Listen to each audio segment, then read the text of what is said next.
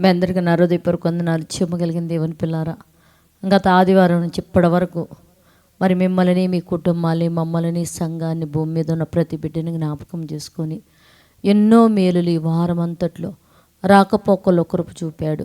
ఆరోగ్యం తెచ్చేసాడు, ఆహారం ఇచ్చాడు, బిడ్డల చదువుల్లో, ఉద్యోగాల్లో తండ్రి కుటుంబంలో నెమ్మదినిచ్చి వారమంతా కంటికి రెప్పలాగా కాపాడి మళ్ళా ఆ మహానుభావుడు మాటలు వినటానికి ఊపిరి జీవాన్ని ప్రసాదించిన దేవుడికి మన ప్రభు మన రక్షకుడు యేసుక్రీస్తు వారి నామలో శిరసు వంచి వందనాలు స్తుతులు తెలియచేసుకుంటూ జీవగలిగిన దేవుని పిల్లారా, ఈ వారం అంతట్లో ఇన్ని మేలులు చేసి మళ్ళీ ఆయన మాటలు వినే దేవునికి చిన్న ప్రార్థన చేసుకుని ఈ వారంలో దేవుడు మనతో ఏ మాటలు మాట్లాడతాడో ఆ మాటల ప్రకారం మనం బ్రతుకుదాం, జీవిద్దాం, మరి జీవ మార్గంలో నడిచే బిడ్డలుగా మనం ఉందని చిన్న ప్రార్థన చేసుకుందాం. పరిశుద్ధుడా, చెమ్మగలిగిన మా పరలోకపు తండ్రి, నాయనా నీ కృప కలిగిన నామానికి వందనాలు నైనా. ఇదిగో బలహీనులము, అయోగ్యులము నా తండ్రి, ఈ వారం అంతట్లో మా మాటల ద్వారా, క్రియల వలన, ఆలోచనల వలన నీకు ఎన్నో వ్యతిరేకమైన పనులు మేము చేసినప్పటికీ కృపతో జ్ఞాపకం చేసుకొని నైనా సృష్టిలో గాలిని, నీటిని, ఆహారాన్ని, సమస్తాన్నిచ్చి మమ్మల్ని పోషించి నీ కృపలో మమ్మల్ని భద్రపరిచినందుకు వందనాలు తండ్రి. ఈ దినం మేమందరం కలిసినైనా కొద్ది మాటలు ధ్యానం చేసుకోబోతుండగా వినగలిగే చెవి, గ్రహించగలిగే హృదయంనైనా చెప్పబడిన మాటల ప్రకారం బ్రతకడానికి కృపని మన అడుగుతూ తండ్రి, చెప్పుతున్న నాకు పరిశుద్ధాత్మ శక్తి వలన నీ మాటలు మాట్లాడమని మీరు మహిమ పొందమని మా ప్రభు రక్షకుడు యేసు నామములో ప్రార్థన అడుగుతున్నాం తండ్రి, ఆమేన్. జీవగలిగిన దేవుని పిల్లారా, ఇవాళ మనము మరి ఇప్పటికే మనము భయంకరమైన తరాలను మనం చూస్తున్నాము. రాబోయే తరాలు ఇంకా భయంకరంగా ఉంటాయని చెప్పుకోవటంలో సందేహం లేదు దేవుని పిల్లారా. ఎందుకంటే ఒకప్పుడు తరం అంటే మనం చిన్నతనంలో ఒక 50-60 సంవత్సరాల వెనకమాలకు మనం వెళ్ళి చూడగలిగితే దేవుని పిల్లారా, తల్లిదండ్రులకు లోబడే స్వభావం, తల్లిదండ్రులు ఏం చెప్తే అది విని పనిచేసి ఒక తరాలయ్యని ఉండే. కానీ ఇప్పుడు తరాలు కానీ మనం చూస్తే చిన్నపిల్లలు మొదలుకొని మనం యవన బిడ్డల వరకు చూసినా కూడా మీకేమి తెలియదు, మేము చెప్పేది మీరండి, మీదంతా అజ్ఞానము, జ్ఞానము లేని వారు, మీకు బుద్ధి సరిగ్గా లేదని ఒక మాటలు మనం వినపడుతున్నాయి దేవుని పిల్లరా. ఆ మాటలు మనకి వినపడుతున్నాయి. ఏంటి, నేను పెద్ద వయసు అయినప్పటికీ నా మాటలు వినక నీకేం తెలియదు, నేను చెప్పేది వినమని ఆఖరకు పాలు తాగే పిల్లోడు కానించి ఇలా మాట్లాడుతున్నారు ఏందని మనం ఇవాళ దేవుని పిల్లరా ఆశ్చర్యపోయి చూస్తూ ఉన్నాం. కానీ మన తరాలు, రాబోయే తరాలు ఎంత భయంకరంగా ఉంటాయని చెప్పేసేసి మహానుభావుడైన యేసుక్రీస్తు ముందే చక్కగా జీవగ్రంథంలో తన మాటలు రాయించినట్టుగా మనం చూడగలుగుతున్నాం దేవుని పిల్లరా. చూడగలిగితే మనము మత్తయి సువార్త 13వ అధ్యాయం 15వ వచనంలో ఒక మాట రాయబడింది దేవుని పిల్లలు చూద్దాం. ఈ ప్రజలు కన్నులారా చూచి, చెవులారా విని, హృదయంతో గ్రహించి, మనసు త్రిప్పుకొని నా వలన స్వస్థత పొందుకుండునట్లు వారి హృదయం కొవ్విందని చెప్పాడు. అంటే ఒక మాట చెప్తున్నాడు యేసుక్రీస్తు. ఫస్ట్ ఏంటంటే దేవుని కానీ, దేవుని మాటలు కానీ లెక్క చేయని తరము అని చెప్పాడు. అంటే గ్రహించలేని తరము, తమ హృదయము దేవునికి ఇవ్వలేని తరము అని చెప్పాడు. అంటే ఇక్కడ ఏం చెప్తున్నాడు, ఈ ప్రజలు కన్నులారా చూచి, చెవులారా విని, హృదయముతో గ్రహించి, తమ మనసు త్రిప్పుకొని నా వలన స్వస్థత పొందుకున్నట్లు వాళ్ళ హృదయం ముందేమైందంటే కొవ్వింది, కొవ్వు అని చెప్పాడు. కొవ్వు అంటే ఎంత భయంకరమైందో తెలుసా దేవుని పిల్లారా. కొవ్వు మనకి శరీరంలో ఎక్కువైపోతే ఏంటంటే మనకి గుండె జబ్బులు వస్తుంటాయి, సడన్గా మన గుండె ఆగిపోయింది, మనం చనిపోతాం. ఇవాళ నిజంగా కొవ్వు ఎక్కువైందని చెప్పడానికి సందేహం కూడా లేదు దేవుని పిల్లారా. చిన్నపిల్లలు మొదలుకొని కూడా తరాలు మనం చూస్తుంటే తిండి ఎక్కువైపోయింది. ఎంత భయంకరమైన తిండి ఎక్కువైందంటే మామూలు భోజనాలు మానేసి వాళ్ళ ప్రతివాడు మటన్ అని, చికెన్ అని, పలావ్ అని చెప్పేసి, నూడిల్స్ అని చెప్పేసి భయంకరమైన అంటే ఉపయోగపడే వస్తువులన్నీ పక్కన పోయి అయోగ్యమైనవి, ఉపయోగం లేని కొవ్వు ఎక్కువైపోయి శరీరంలో మరణానికి తీసుకొస్తే వస్తువులు ఎక్కువ ఇష్టపడుతున్నారు ఇవాళ ఈ తరాలు తింటున్నాయని చెప్పుకోవటంలో కూడా సందేహం లేదు దేవుని పిల్లరా. పని లేదు, ఒక బ్యాగ్ తగిలించుకొని స్కూల్కి వెళ్ళి కదలకుండా కూర్చొని చదువుకోవటం, రావటం, పొట్ట పగిలేటట్టు తినటం, శరీరంలో కొవ్వు ఎక్కువైపోయింది. కొవ్వు ఎక్కువ అయిపోతే నోటికి ఏమొస్తాయో కూడా తెలియని పరిస్థితులు దేవుని పిల్లరా. అందుకని మహానుభావుడైన యేసుక్రీస్తు కొన్ని తరాలు రాబోతున్నాయి. ఆ తరాల్లో పరిస్థితి ఏంటంటే ఈ ప్రజలు కన్నులార చూచి చెవులార విని హృదయంతో గ్రహించి మనసు తిప్పుకొని నా వలన స్వస్థత పొందుకున్నట్లు మొట్టమొదటిగా వాడి హృదయం కొవ్వింది అని చెప్తున్నాడు దేవుని పిల్లలు. ఇంకేం చెప్తున్నాడు? వారు చెవులు వినుటకు మందం. అంటే పెద్దవారు చెప్పిన మాటలు వినాలంటే దేవుని మాటలు వినగలిగి చెవులై ఉండాలి దేవుని పిల్లలు. అంటే పెద్దవారు చెప్పినప్పుడు ఏదైనా ఒకటి విని నడుచుకోవాలంటే ముందు దేవుని చెప్పిన మాటలు ఒక భక్తి జీవితంలో ఆ బిడ్డ కొనసాగుతూ వినేవాడయ్యేలా. అందుకనే వారి చెవులు వినుటకు మందములు అయిపోయినాయి, వారు తమ కనులు మూసుకొని ఉన్నారు. కనుక మీరు మాత్రం ఇందురు కానీ గ్రహింపనే గంపింది. అంటే ఏంది? కనులు మూసుకుండే తరము, హృదయం కొవ్విన తరము, చెవులార విని హృదయంతో గ్రహించలేని తరాలని భూమి మీదకి వస్తాయి.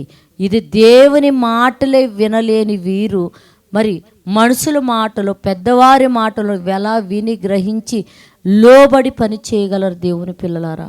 ఇంకా మనం చూడగలిగితే వీరిని గురించి పాత నిబంధన గ్రంథంలో క్రీస్తుకు పూర్వములో కూడా రాయబడ్డ మాటలు, క్రీస్తుకు పూర్వం రాయబడ్డ మాటలు కూడా గ్రంథంలో మనం చూస్తే సామెతల గ్రంథం 19వ అధ్యాయము మరి 29 మరి సామెతల గ్రంథం 30వ అధ్యాయము 11వ వచనంలో ఒక మాట రాయబడింది.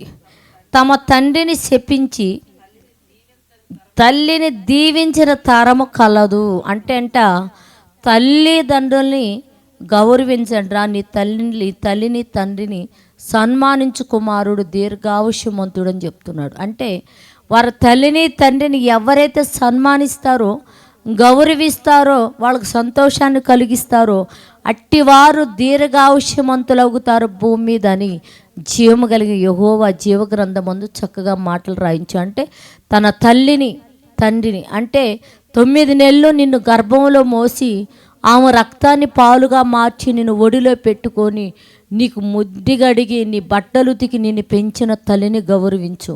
నీకు సమస్తాన్ని కష్టపడి సంపాదించుకొచ్చిన తండ్రిని, వారిద్దరిని ముసలతనమందు నువ్వు సన్మానించి గౌరవిస్తేనైనా నువ్వు దీర్ఘాయుష్యమంతుడు అవుతావని దేవుడు రాయిస్తూ, అదే దేవుడు మనకు మళ్ళీ ఏం రాయించుతాడంటే ఎలాంటి తరాల భూమి మీదకి వస్తాయంటే తన తండ్రిని శపించి. అంటే ఏంది నీ సంపాదన, ఏంటి నువ్వు చూసింది, ఏంటి నువ్వు మమ్మల్ని పోషించిందని తన తండ్రిని శపించి తన తల్లిని దీవించని తరము కలదు, జాగ్రత్త. ఒక తరాలు రాబోతనే తండ్రిని శపిస్తారు, తల్లిని దీవించకుండా పెద్ద చేసావు పోమో, నువ్వు అసలు ఎందుకు అన్నావమ్మా నిన్ను అనే ఒక తరం వస్తుంది, మీరు జాగ్రత్త అని చెప్పి అలాంటి తండ్రిని దూషించి తల్లిని శపించే, ఇదిగో తన తండ్రిని శపించి తల్లిని దీవించిన తరము గలదు. తమ దృష్టికి తామే శుద్ధులయ్యి తాను మాలిన్యము కడుగని బాగా ఆలోచించండి. తమ దృష్టికి తామే నీతిమంతులంట. అంటే దేవుని దృష్టి అవసరంలో వీళ్ళకి, మనుషుల దృష్టి అవసరంలో వీళ్ళకి, తమ దృష్టికి తామే నీతిమంతులు అనుకునుచు తన మాలిన్యమును కడగబడిన తరమగలదు, జాగ్రత్త. అంటే తన పాపాన్ని, తన తప్పులు, తన మాలిన్యమును కడుగుకొని ఒక తరం వస్తుంది, జాగ్రత్త. ఈ భయంకరమైన తరాల వలన భూమి మీద చాలా ఇబ్బందులు ఎదుర్కోవాల్సి వస్తుంది అని చెప్తున్నారు దేవుని పిల్లరా. అంటే తన పాపము, తన లోపము చూసుకోరు, మేము శుద్ధులమే అనుకుండే తరాలు మనం చూస్తాం దేవుని పిల్లరా.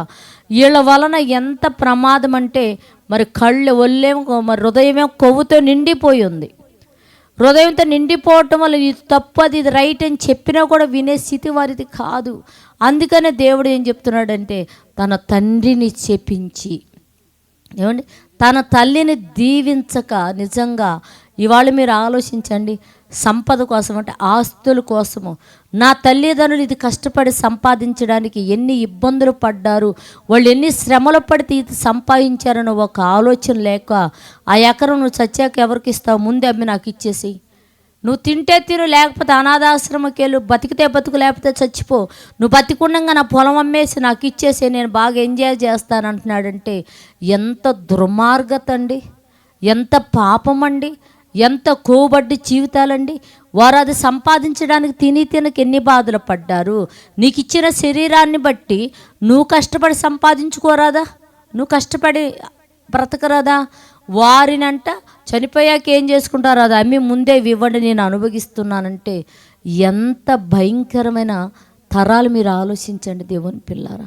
తన తండ్రిని చెప్పించి తల్లిని దీవించని తరమగలదు జాగ్రత్త భూమి మీద మీరు. రెండోది ఏందో తెలుసా, తాము శుద్ధులమని తమ దృష్టికి తామే, అంటే వేరే వాళ్ళ దృష్టికి కాదు, తమ దృష్టికి. ఇక బైబిల్లో ఒక మాట ఉంది, దేవుని ఎవరైతే యేసుక్రీస్తు వారిని నమ్మి బాప్తిసం పొందుతాడో అట్టివాడు రక్షింపబడతాడు, శుద్ధుడిగా మారుతాడు, పరిశుద్ధాత్మ శక్తి వాడి మీదకి వచ్చిందని దేవుడు రాస్తే, ఈ తరాలు ఎలాంటి అంట, తమ దృష్టికి తామే నీతిమంతులు అనుకుంటూ తమ మాలిన్యమును కడుగుకొని తరమగలదు. అంటే తన పాపాలు దేవుడి దగ్గర ఒప్పుకొని మాలిన్యము కడుక్కోవడానికి ఇష్టపడని తరాలు వస్తాయి, జాగ్రత్త అని చెప్తున్నాడు దేవుడు. ఇష్టపడని తరాలు తన పాపమును కడుక్కోనక మేమేం తప్పు చేస్తాం, మేము తప్పు చేస్తే మొన్న ఈ మధ్యన ఒక బ్రదర్తో మాట్లాడుతూ వెళుతూ, అదేందబ్బాయి చక్కగా పెళ్లి చేసుకున్న అమ్మాయికి ఏం విడాకులు ఇస్తానంటాడు, ఇద్దరు పిల్లలు గల తల్లిని తగులుకొని ఉన్నాడు, వాడు వంశం ఉండదు ఏముండదు. ఒకసారి ఆలోచించి ఆ ఇద్దరు బిడ్డలు గల తల్లిని వదిలేసి తన భార్య దగ్గరికి తను వెళ్ళమని చెప్పరని నేనంటుంటే, ఆ ఇద్దరు బిడ్డలు కలిగిన తల్లి కంటే ఆపరేషన్ చేసి ఆమెతో పిల్లలు కంటాడంట. చక్కగా ఒక కన్యకని పెళ్లి చేసుకుంటే ఆమెకు మాత్రం విడాకులు ఇస్తాడంటండి అని చెప్తున్నాడని. తప్పు చేయనివాడండి ఎవరండి వాళ్ళని. నిజంగా ఒక పెళ్ళిగా యవ్వనస్తుడు మాట్లాడుతుంటే ఎంత బాధేసిందంటే దేవుని పిల్ల, నిజంగా పొరుగువాని భార్యను ఆశించొద్దని దేవుడు చెప్తున్నాడు.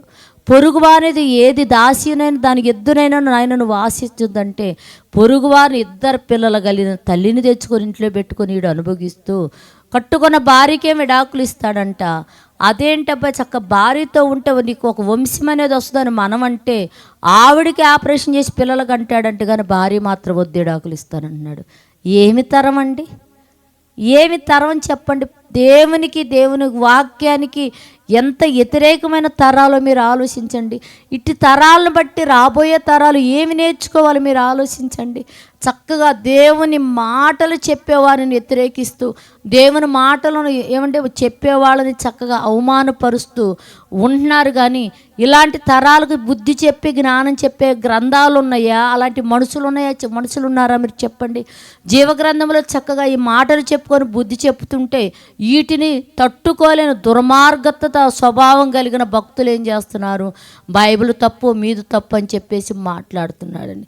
కానీ దేవుని పిల్లరా, ఇదిగో కొన్ని తరాలు వస్తున్నాయి. ఎంత భయంకరమైన తరాలంటే తమ దృష్టికి తమకు తామే శుద్ధులం అనుకుంటూ వారి పాపములు కడుగబడని తరము వస్తుంది, జాగ్రత్త అని చెప్పాడు దేవుని పిల్లరా. కానీ ఇలాంటి తరాలు మన మధ్యన ఉన్నప్పుడు దేవుని పిల్లరా, వాళ్ళ ఆలోచనలు కానీ వారి పనులు కానీ వారి వైపు మనం చూడక మహానుభావుడైన యేసుక్రీస్తు వారి వైపు చూసి, ఆ మహానుభావుడు చెప్పింది ఒక్కటే, తన తల్లిని గౌరవించి తండ్రిని సన్మానించు కుమారుడు దీర్ఘాయుష్మంతుడు, అట్టి వాడికంట నిత్యజీవం వచ్చింది దేవుని పిల్లరా.